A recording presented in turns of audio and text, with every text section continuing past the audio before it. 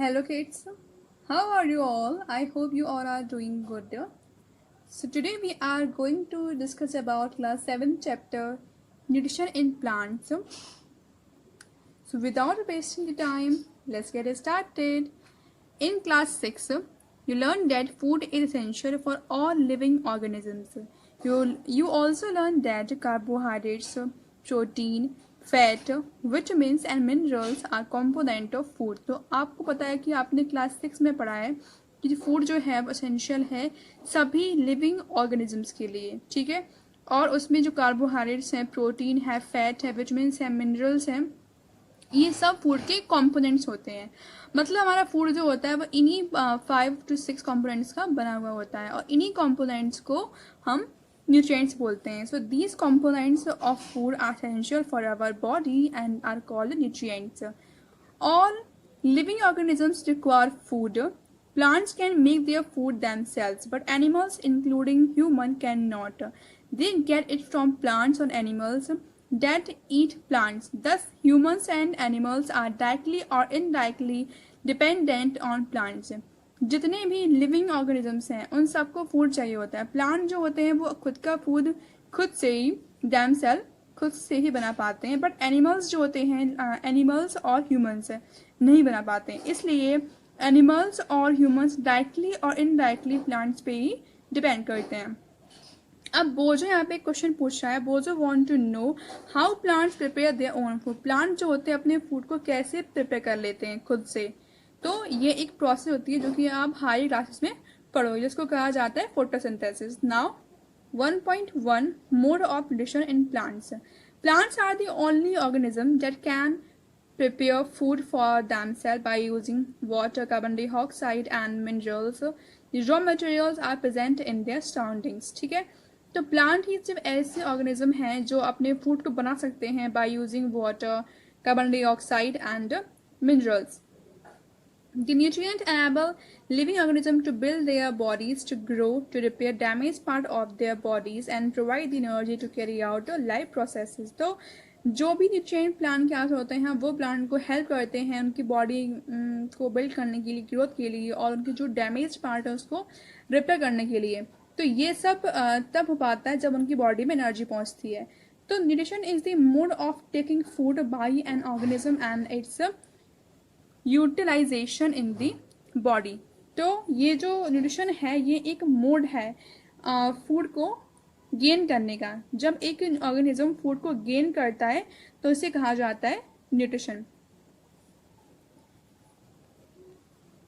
Utilisation by the body, the mode of nutrition in which organisms make food themselves from simple substances is called autotrophic nutrition. तो जब एक ऐसा mode of nutrition जिसमें organism खुद से from themselves they made food, then it is called autotrophic nutrition और self nourishment. Auto मतलब होता है सेल्फ और ट्रॉपिक होता है nourishment. Therefore, plants are called autotrophic because ये खुद से अपने बना रहे हैं फूड।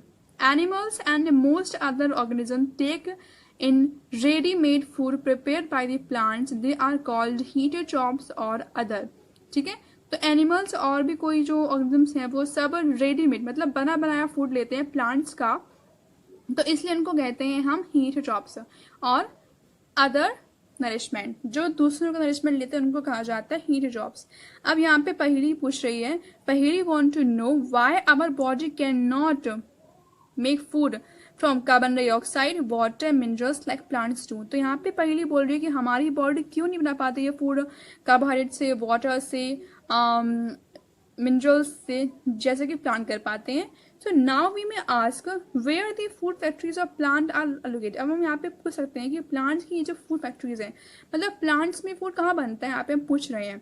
तो whether food is made in all parts of the plant और इन सर्टेन प्लांट्स। तो क्या फूड जो होता है प्लांट में वो उसके सभी पार्ट से बनता है या सिर्फ कुछ पार्ट में बनता है। How do plants obtain the raw materials from the surrounding and how do they transport them to the food factory of the plant? अभी पूछ रहे हैं कि प्लांट जो होते हैं उनको फूड को बनाने के लिए जो रॉ मटेरियल्स चाहिए होते हैं वो कहाँ से मतलब अरेंज करते हैं और कैसे उनकी फूड फैक्ट्रीज तक वो रॉ मटेरियल्स पहुँच पाते हैं। Now 1.2 photosynthesis, food making process in plants. Leaves are the food factories of plants. Plants में जो फूड फैक्ट्रीज होती हैं वो लीव्स ही होती हैं, मतलब लीव्स में ही प्लांट का फूड बनता है. The synthesis of food in plants occur in leaves. और यहाँ बोल रहे हैं कि फूड का जो सिंथेसिस होता है वो प्लांट्स की लीफ में चलता है. Therefore, all the raw material must reach there. Water and mineral present in the soil are absorbed by the root to the leaves. Carbon dioxide from air is taken in through the tiny pores present on the surface of the leaves. These pores are surrounded by guard cells. Such pores are called stroma. तो ये बोल रहे हैं कि plants में food जो होता है वो उनकी लीव्स में बनता है और लीव्स में स्मॉल स्मॉल पोर्स होती हैं और एयर में प्रेजेंट होती है कार्बन डाइऑक्साइड. तो प्लांट्स में जो लीव्स होती हैं वो स्मॉल स्मॉल टिनी पोर्स से कार्बन डाइऑक्साइड को अंदर अपने ले लेती हैं. ठीक है, तो दीज पोर्स आर कॉल्ड.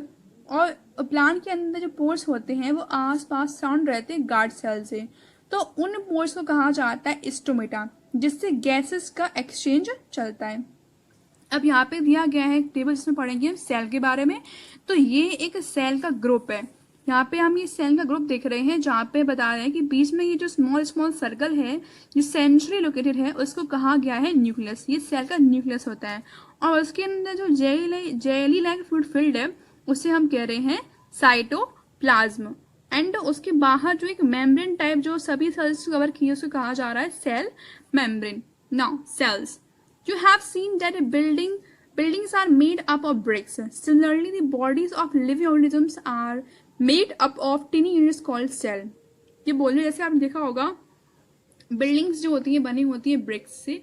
तो एक एक एक एक बहुत सारी आपस में जब ब्रिक्स मिलती हैं तो ऐसे बड़ी सी बिल्डिंग बन पाती है.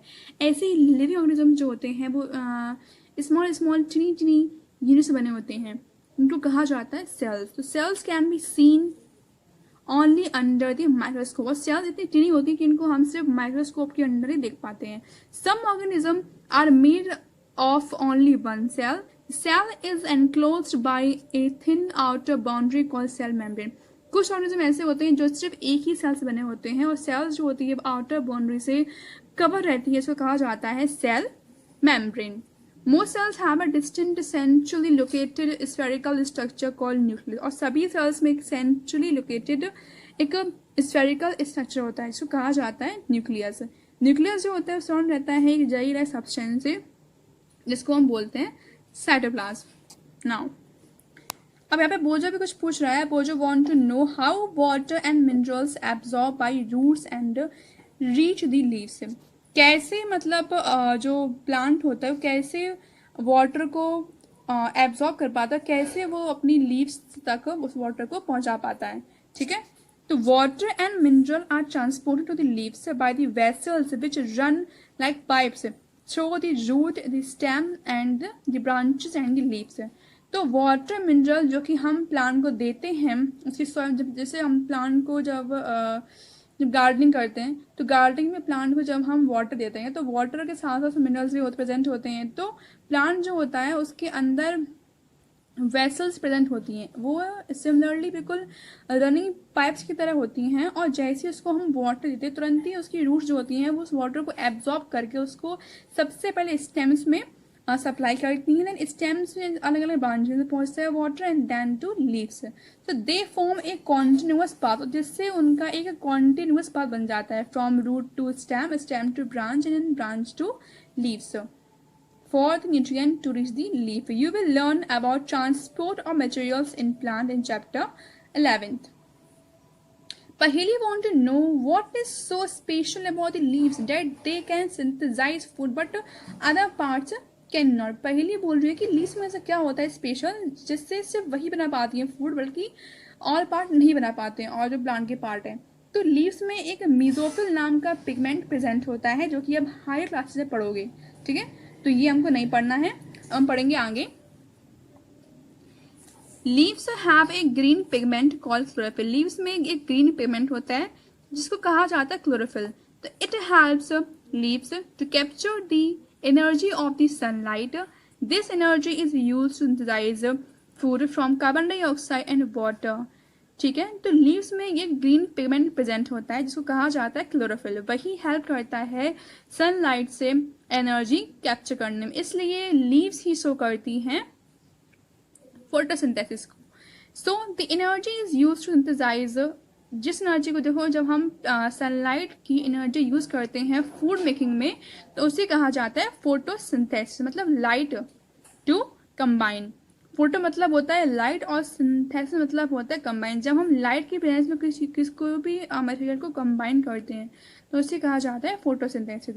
सो we find that chlorophyll, sunlight, carbon dioxide, water are necessary to carry out the process of photosynthesis। तो फोटोसिंथेसिस करने के लिए हमारे पास में कार्बन डाइऑक्साइड होना चाहिए, वाटर होना चाहिए और सनलाइट होनी चाहिए। ये सब नेसेसरी होते हैं फोटोसिंथेसिस के लिए। So it is a unique process on the earth. The solar energy is captured by the leaves and is stored in the plant in the form of food। और solar energy जो plant use करते हैं वो plant में food के form में store रहती है। Thus, sun is the ultimate source of energy for all living organisms। इसलिए जो सन होता है वो अल्टीमेट सोर्स ऑफ एनर्जी है सभी लिविंग ऑर्गेनिज्म के लिए। Can you imagine life on earth in the absence of photosynthesis? क्या आप फोटोसिंथेसिस की एब्सेंस में अर्थ पे कोई भी लाइफ इमेजिन कर पाओगे? In the absence of photosynthesis, अगर फोटोसिंथेसिस एब्सेंस हो जाती है there would no be any food. अगर अर्थ पे फोटोसिंथेसिस नहीं हो पाएगी तो यहाँ पे अर्थ पे फूड की अनअवेलेबिलिटी हो जाएगी। Then the survival of almost all living organisms directly or indirectly depend upon the food made by the plants, beside oxygen which is essential for the survival of all living organisms is produced during photosynthesis। तो ये बोल रहे हैं कि जितने भी organism हैं वो डायरेक्टली और इनडायरेक्टली प्लांट पे डिपेंड करते हैं, मतलब वो फोटोसिंथेसिस पे डिपेंड करते हैं अपने फूड के लिए। और फोटोसिंथेसिस से ही ऑक्सीजन जो होती है वो प्रोड्यूस हो पाती है, जो कि हम लोगों के लिए एक बहुत ही बेसिक नीड है। अगर वो नहीं होगी तो हम लोग सर्वाइव नहीं कर पाएंगे। तो ऑक्सीजन जो है वो मेन है हमारे लिए। तो इन the absence of photosynthesis life would be impossible on the earth. During photosynthesis chlorophyll containing cells of leaves in the presence of sunlight use carbon dioxide water to synthesize carbohydrate। तो sunlight की वजह से क्या होता है, leaves जो होती हैं वो कार्बन डाइऑक्साइड और वाटर को सनलाइट की प्रेजेंस में यूज करती हैं, उनको कंबाइन करती हैं, उससे कार्बोहाइड्रेट को फॉर्म करती हैं जो कि फॉर्म होता है शुगर का। तो आप यहाँ देख रहे हो इन फिगर 1.3 जो डायग्राम है ये शो कर रहा है फोटोसिंथेसिस को। यहाँ पे लाइट एनर्जी कंटिन्यूसली प्लांट की लीफ पे पड़ रही है और बाहर सराउंडिंग से प्लांट की लीफ जो है वो ऑक्सीजन वो CO2 ले रही है और O2 को बाहर रिलीज कर रही है। ठीक है, इसके अंदर क्लोरोफिल प्रेजेंट होता है जिसकी वजह से इसके अंदर ये जो प्रोसेस है वो चल पा रही है और वो प्लांट जो है वो वाटर मिनरल्स को नीचे रूट से ले रहा है। So the process can be represented as an equation. तो इस प्रोसेस को हम एक इक्वेशन के फॉर्म में भी दिखा सकते हैं कि यहाँ पे CO2 प्लस वाटर आपस में कंबाइन हो रहे हैं in the presence of sunlight and chlorophyll. Then ये फॉर्म कर रहे हैं कार्बोहाइड्रेट एंड ऑक्सीजन को। ये देखिए ये एक लीफ का सेक्शन है और यहाँ पे ये पर्टिकुलर एक पार्ट है लीफ का जिसके अंदर यहाँ पे क्लोरोफिल जो है प्रेजेंट है और यही मेन पिगमेंट हैं जो कि हेल्प करते हैं फोटोसिंथेसिस में। नीचे हमारी गार्ड्स लगी हुई हैं जो कि स्टोमेटा के आसपास प्रेजेंट होती हैं और ये हमारा स्टोमा है। ये एक माइक्रोस्कोपिक व्यू है हमारा स्टोमा का। यहाँ पे देखिए ये हमारा स्टोमेटल ओपनिंग है और ये इसी से गैसियस एक्सचेंज प्लांट में चलता है। इसके आसपास जो सेल्स हैं इनको कहा जाता है गार्ड सेल्स, जो कि प्लांट में प्लांट को हेल्प करती हैं गैसियस एक्सचेंज में। अब हम देखेंगे कि यहाँ पे लिखा हुआ है during the process oxygen is release. जब ये प्रोसेस चल रही होती है तो ऑक्सीजन बाहर निकलती है and carbohydrate ultimately get converted to starch. और कार्बोहाइड्रेट जो बनती है प्लांट में बाद में वो स्टार्च में कन्वर्ट हो जाती है। The presence of starch in leaves में ये जो प्रेजेंस होती है स्टार्च की इंडिकेट करती है, indicate the occurrence of photosynthesis. जब लीव्स में स्टार्च बन जाता है तो ये शो करता है कि फोटोसिंथेसिस प्लांट में हो चुकी है। And starch is also a carbohydrate, और स्टार्च जो है वो एक कार्बोहाइड्रेट होती है।